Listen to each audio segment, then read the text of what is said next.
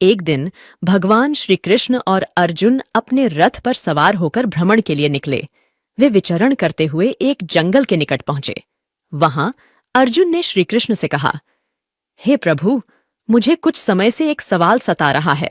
यदि आपकी अनुमति हो तो मेरा प्रश्न प्रस्तुत करूं? श्री कृष्ण ने उत्तर दिया, अवश्य पूछो पार्थ, इसमें संकोच कैसा? अर्जुन ने प्रश्न किया, प्रभु, मैंने अपने पिछले जन्म में कौन सा पुण्य कार्य किया था जिससे मुझे इस जन्म में आपका साथ मिला है? पार्थ, इस प्रश्न का उत्तर मैं तुम्हें नहीं दे सकता। अगर तुम वास्तव में उतर जाने के जिज्ञासु हो तो इसी जंगल में आगे तुम्हें एक महात्मा मिलेंगे। वह शायद तुम्हारे प्रश्न का उत्तर तुम्हें दे दे। मैं यहीं कुछ देर विश्राम करता हूं। तुम जंगल में आगे जाओ और उन महात्मा के समक्ष जाकर अपना प्रश्न पूछो। श्री कृष्ण को प्रणाम करके अर्जुन जंगल में आगे बढ़े। लंबे समय तक चलने के बाद अर्जुन ने एक नन्ही सी कुटी देखी, जहां बाहर एक संत अग्नि की राख में लीन थे। वह संत उस राख को न केवल चबा रहे थे, बल्कि उनकी आंखों से आंसू भी गिर रहे थे। अर्जुन को उनकी अवस्था असाधारण और अद्भुत लगी। उनके समीप पहुंचकर अर्जुन ने विनम्रतापूर्वक कहा, हे महात्मा, कृपया मेरे प्रणाम को स्वीकार करें। मैं लंबे समय से एक सवाल के बारे में सोच रहा हूं। मुझे बताइए कि मेरे पिछले जन्म में मैंने कौन सा अच्छा काम किया था कि इस जीवन में मुझे श्री कृष्ण का संग मिला। हे अर्जुन, मुझसे इस सवाल का जवाब पाना संभव नहीं है। यहां से थोड़ी दूर पर एक आदिवासी गांव है। वहां एक घर में जल्द ही एक बच्चे का जन्म होने वाला है। वह बच्चा तुम्हारे सवाल का उत्तर दे सकेगा, इसलिए तुम तुरंत वहां पहुंचो और बच्चे के जन्म के बाद अपना प्रश्न उसके सामने रखना। अर्जुन थोड़ा आश्चर्यचकित हुए। एक बच्चा पैदा होते ही मेरे प्रश्न का उत्तर कैसे दे पाएगा? लेकिन उनके मन में इस प्रश्न का उत्तर जानने की इतनी गहन जिज्ञासा थी कि वह साधु के बताए हुए मार्ग पर आगे चलने लगे। गांव पहुंचकर अर्जुन ने उस घर की खोज की जहां बच्चा जन्म लेने वाला था। लेकिन जैसे ही वे पहुंचे, उन्हें पता चला कि वह बालक तो पैदा होते ही मर गया है। अर्जुन भ्रमित और निराश हुए कि अब उन्हें अपने प्रश्न का उत्तर कैसे मिलेगा। इस स्थिति में एक ग्रामीण ने अर्जुन से संपर्क किया और उन्हें बताया कि जंगल में एक अन्य महात्मा रहते हैं। वह सिर्फ हवा खाते हैं।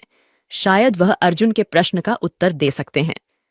अर्जुन ने जंगल की ओर अपना रास्ता बनाया और वहां उन्होंने एक वृद्ध संत को पाया जो जोर जोर से सांसें ले रहे हैं और रो रहे हैं। यह महात्मा इस परिस्थिति में कितना दुखदायक जीवन जी रहे थे।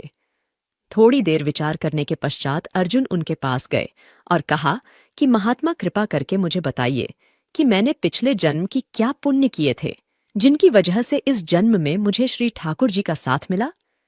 रोते हुए महात्मा ने कहा, हे अर्जुन, पुराने समय में एक परिवार में 4 भाई थे जो आपस में प्रेम से रहते थे। उनका एक खेत था जहां वे खेती करते थे। एक दिन दोपहर के समय खेत से वापस आकर वे भोजन के लिए बैठे। उन्होंने भोजन को समान रूप से विभाजित किया, जिसमें प्रत्येक को 4 रोटियां मिलीं। भोजन करते समय एक गरीब व्यक्ति जो बहुत बीमार और दुर्बल था वहां आया और भोजन मांगने लगा।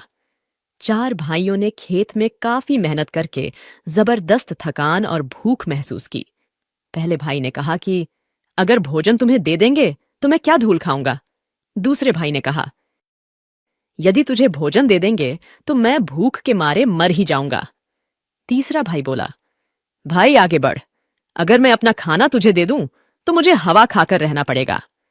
परंतु चौथे भाई ने अपने हिस्से की 4 रोटियों में से 3 उस जरूरतमंद व्यक्ति को दे दी।